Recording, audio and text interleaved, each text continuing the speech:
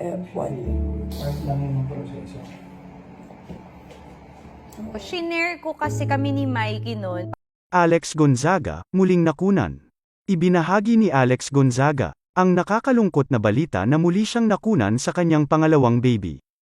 Muling nag-guest si Alex Gonzaga sa YouTube show ng kanyang ate, na si Tony Gonzaga na Tony Talks.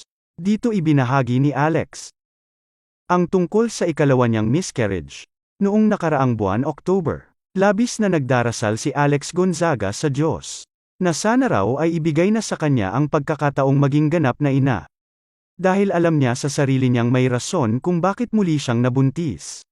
Sinabi rin ni Alex Gonzaga, na sinubukan nila ng kanyang asawa na si Mikey Morada, ang in vitro fertilization o IVF kaya muli siyang mabuntis.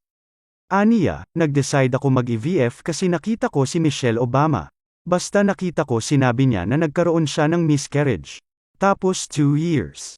Hindi sila makapag-conceive ni Barack Obama, so sabi niya mag-IVF siya.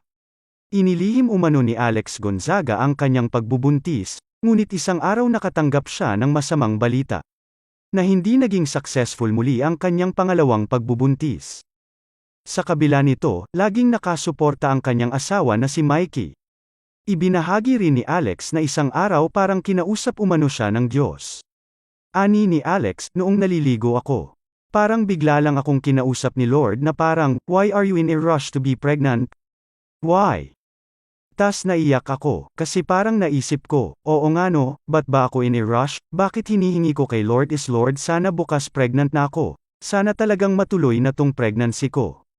Ang nakikita umanong mga dahilan ni Tony Gonzaga, kung bakit nagmamadaling mabuntis si Alex, ay dahil sa pressure na ginagalawan niya sa kanyang paligid. Ani pa ni Tony Gonzaga, ikaw kasi lahat sinasabi, si Alex na yung susunod. Alam mo yung baby shower ko? Alex, ikaw na, tas lahat ng video mo, pregnant na si Alex, hindi lang niya sinasabi. Ani naman ng mga netizens, kakakasal mo pa lang naman. Enjoy lang, wag ma-pressure, 4 years na din akong married nung mabuntis ako sa panganay ko. After 8 years na sundan ulit. Let it be Alex, wag kang mag-alala, wag ka din masyadong galaw-gaw kasi baka mamaya buntis ka hindi mo alam.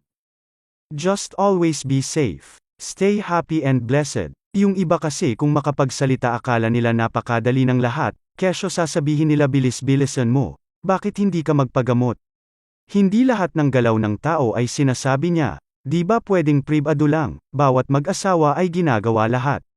Para biyayaan ng anak, napaka-insensitive lang ng ibang tao, pasalamat yung iba madali lang mabiyayaan ng anak. Lahat ay may perfect timing. Kaya wag maging nega. Dasal at tiwala lang kay Allah.